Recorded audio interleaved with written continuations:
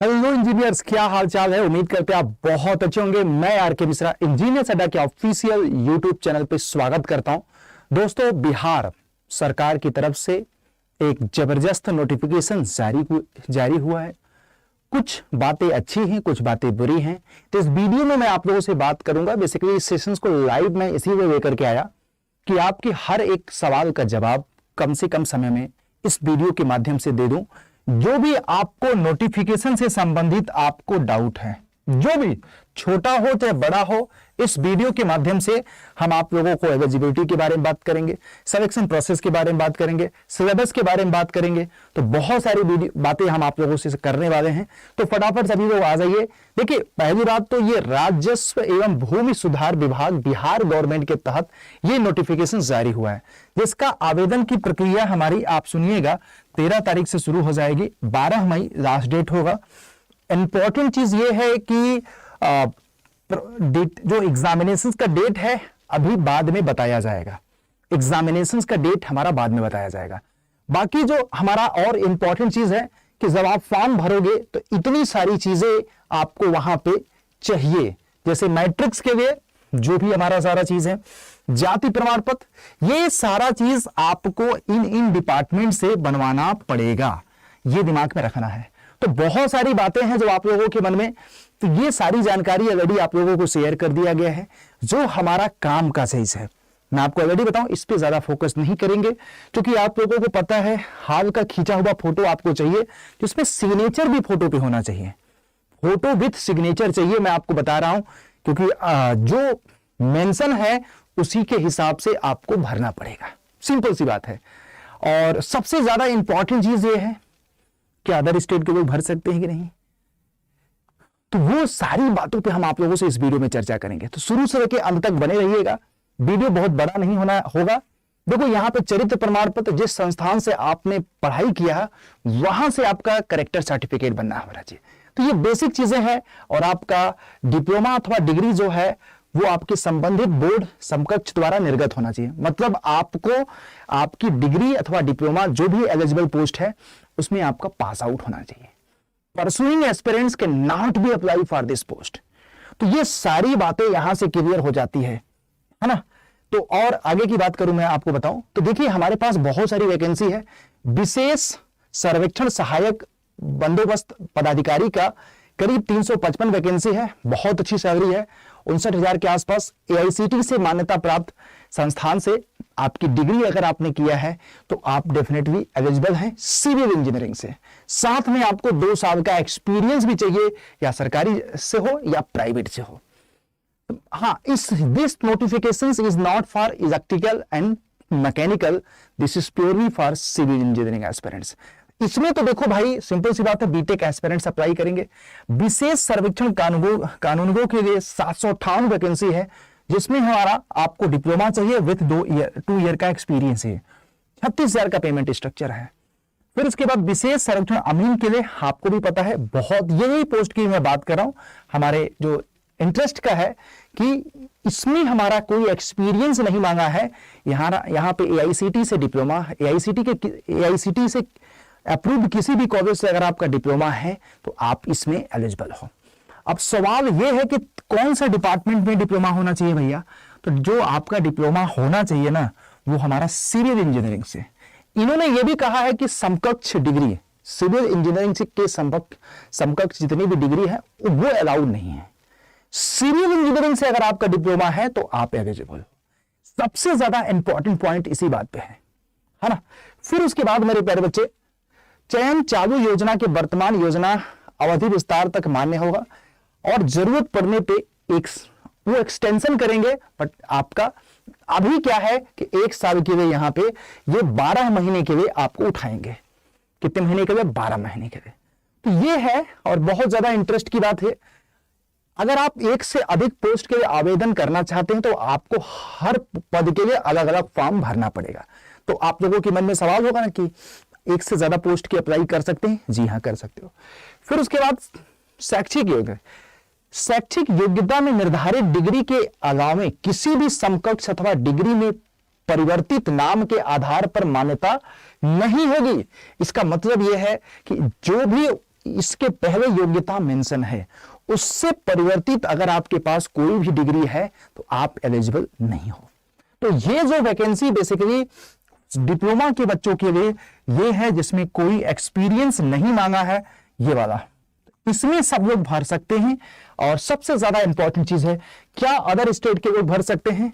तो जी हाँ, बिल्कुल भर सकते हैं। मैं आपको बता देता हूं, मिनिमम एज जो देखो यहाँ पे 18 साल है डिप्लोमा वालों के लिए, और विशेष सर्वेक्षण लिपिक पद के लिए न्यूनतम आयु 21 साल है। तो ये है बहुत एक, और ये पहला पोस्ट जो बीटेक एस्पिरेंट्स जो सिविल से डिप्लोमा, सिविल से बीटेक कर रखे हैं उनके लिए 21। तो मोस्ट ऑफ द पोस्ट के लिए 18 साल है, ये दोनों के लिए 18 साल है। और पहली पोस्ट के लिए जो हमारा बीटेक सिविल बीटेक वालों के लिए है उसमें 21 साल है। इंजीनियर्स स्टडी सर्कल 2.0 कब से बैच लॉन्च होगा? बैचेस यार आप लोगों के जरूरत पे डिपेंड करेगा मेरे प्यारे बच्चे। तो ये एक अच्छा नोटिफिकेशन है। सबसे ज्यादा इंपॉर्टेंट चीज है कि जो आयु की अधिकतम सीमा 1/1/2023 एज कैलकुलेशन इसी बेसिस पे किया जाएगा, इसी रेफरेंस डेट पे किया जाएगा। ये दिमाग में रखना बेटा, 1/1/2023 का जो डेट है और आपके डेट ऑफ बर्थ से मिनिमम इतना और मैक्सिमम इतना होना चाहिए। This is the important point for you guys, है ना। अब चलो, अनरिजर्व कैटेगरी के लिए 37 साल है, पिछड़ा ओबीसी के लिए 40 साल है। तो ये एलिजिबिलिटी से रिलेटेड बातें हैं। फिर उसके बाद देखो यहां पे ये भी कहा गया है जो बिहार के लोग हैं उनको तो भाई आरक्षण का फायदा मिलेगा, जब वो बिहार के अलावा अदर स्टेट के लोग हैं उनको आरक्षण का फायदा नहीं मिलेगा। इट मींस कि अदर स्टेट के लोग फॉर्म अप्लाई कर सकते हैं, इसमें कोई रेस्ट्रिक्शंस नहीं है, ठीक है। ऑनलाइन आवेदन पत्र के दावा किए गए आरक्षण श्रेणी में किसी भी परिस्थिति में परिवर्तन नहीं किया जाएगा। जो आपने भर दिया है उसी के बेसिस पे आपको आरक्षण दिया जाएगा। यदि आप डॉक्यूमेंट्स को, ठीक है, नहीं प्रस्तुत कर पाते हैं। परीक्षा की प्रक्रिया देखिएगा, ऑनलाइन गजब की स्थिति है। बिहार सरकार पागल हो चुकी है क्या, मुझे समझ में नहीं आता है। एक तो 1 साल का ये कॉन्ट्रैक्ट जारी करते हैं, 1 साल की नौकरी है, कोई बात नहीं, बच्चा इस चीज को एक्सेप्ट कर लेगा। इसमें भी ऑनलाइन परीक्षा दी जाएगी, इसमें भी ऑनलाइन परीक्षा दी जाएगी।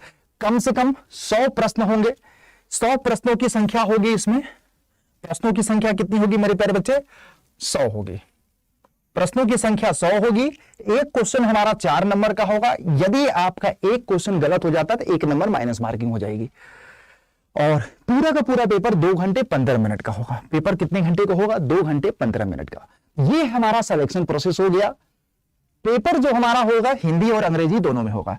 सवाल आप लोगों के मन में होगा कि जो हमारा पेपर होगा उसमें 75 क्वेश्चंस आपके रिस्पेक्टेड डिसिप्लिन से होंगे, 25 क्वेश्चन जो होंगे नॉन टेक्निकल सेगमेंट के होंगे। यदि आपने सिविल से बीटेक कर रखा है तो बीटेक से 75 क्वेश्चंस रहेंगे। सिलेबस की बात मैं आप लोगों से कर देता हूं, जनरल स्टडी के 25 क्वेश्चंस। तो जितने भी श्रेणी में पोस्ट हमारा आया है सब में वही चीज है, सबके थोड़े थोड़े सिलेबस में अंतर है दोस्तों, हाँ, ये चीज याद रखिएगा। सबसे ज्यादा इंपॉर्टेंट चीज है बेटा कि फॉर्म की आवेदन शुल्क। हमें तो लगता है कि बिहार सरकार क्या करेगी पता है, जितना फॉर्म का आवेदन होगा उससे जो पैसा कमाएगा ना वही पैसा बाद में डिस्ट्रीब्यूट कर देगा लोगों की सैलरी के रूप में। गजब का एक अच्छा सा सिनेरियो चल रहा है। 800 रुपए 1 साल की प्राइवेट।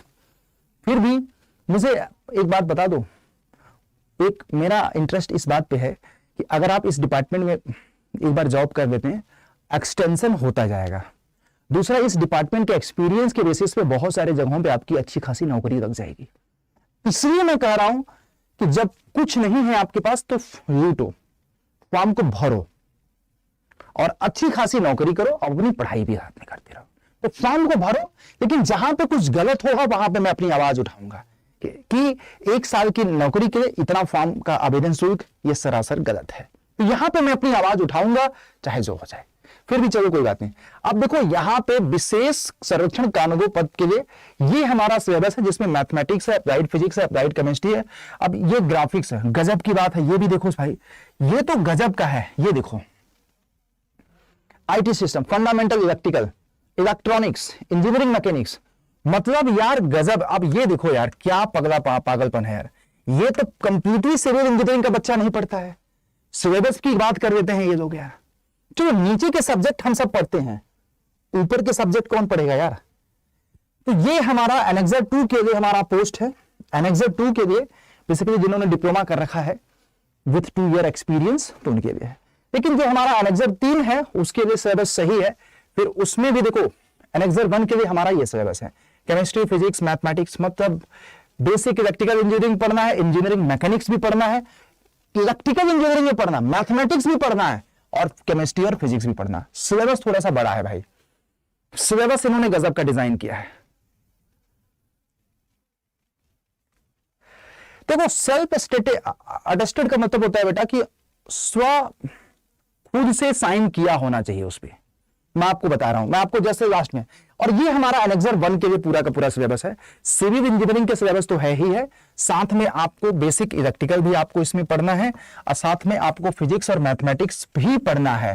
तो ये एक बहुत बड़ा सिलेबस इन्होंने दे रखा है बेटा।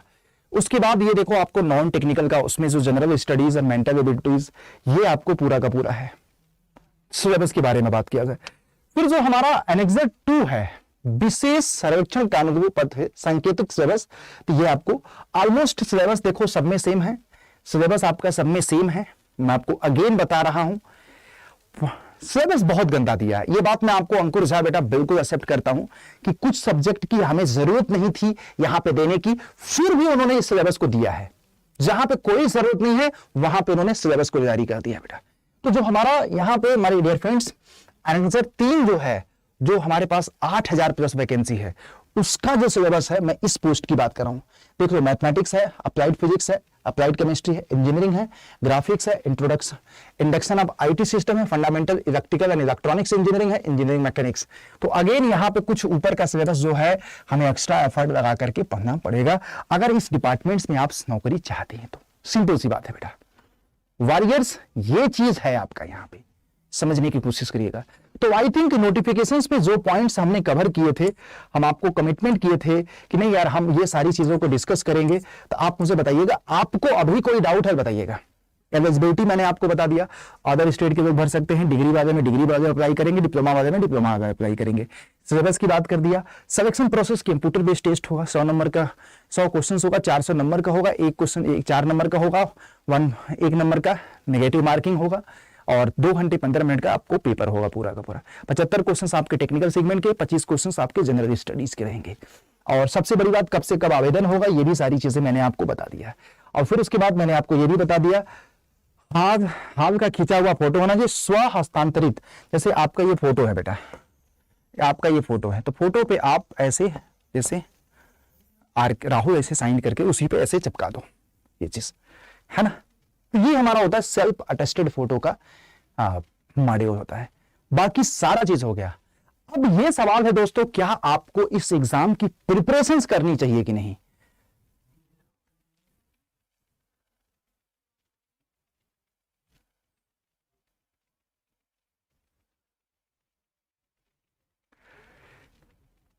नहीं, ये फाइनेंशियल ईयर 31 मार्च तक वैलिड होगा। देखो वो फाइनेंशियल ईयर वाला ही होता है, जैसे कि फाइनेंशियल ईयर अभी खत्म हुआ ना 2022-23 का, तो वो वाला यहां पे वैलिड है, वो वाला यहां पे वैलिड है, क्योंकि अभी अप्रैल में आप हो, वो नहीं कि वो वैलिड रहेगा। आपको परेशान मत होना मयंक बेटा, उसको लेकर के परेशान मत रहना, ठीक है।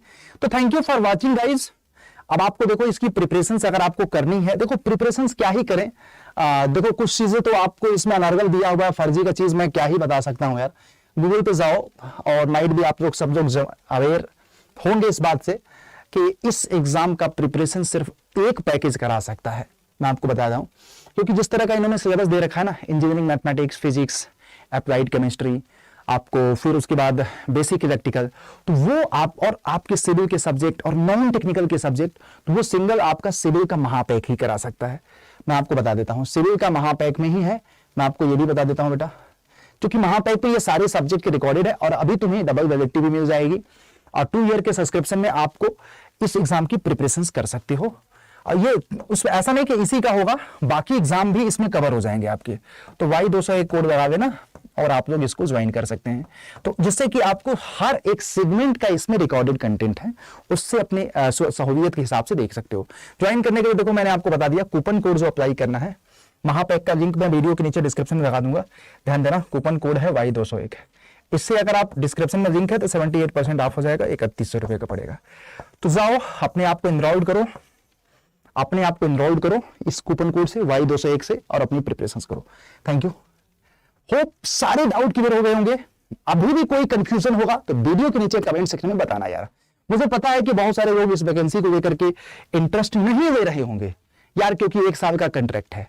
तो मेरा सलाह आपको है यार, मेरा सलाह है, अगर आपके पास बेहतर जॉब ऑप्शन नहीं है तो आप इसकी तैयारी फॉर्म जरूर भर देना, नौकरी लग जाएगी, मैं आपको बता रहा हूं। क्योंकि आप जैसे बहुत सारे एस्पिरेंट्स इसका इंटरेस्ट नहीं ले रहे होंगे, लेकिन आप जब प्रिपरेशंस कर रहे हैं पहले से तो डेफिनेटली आप फॉर्म भरिए। आपको बहुत कुछ सीखने को मिलेगा, बहुत पैसा कमाने को मिलेगा, और आप बहुत कॉन्फिडेंस फील करेंगे। बैठे रहने से अच्छा है कि नौकरी करने से, साथ में आपकी प्रिपरेशंस भी हो जाएगी। ठीक है, thank you. If you have confusion let me know in the comment section guys, we are with you. Single कोई कमेंट होगा आप मुझे बताइएगा।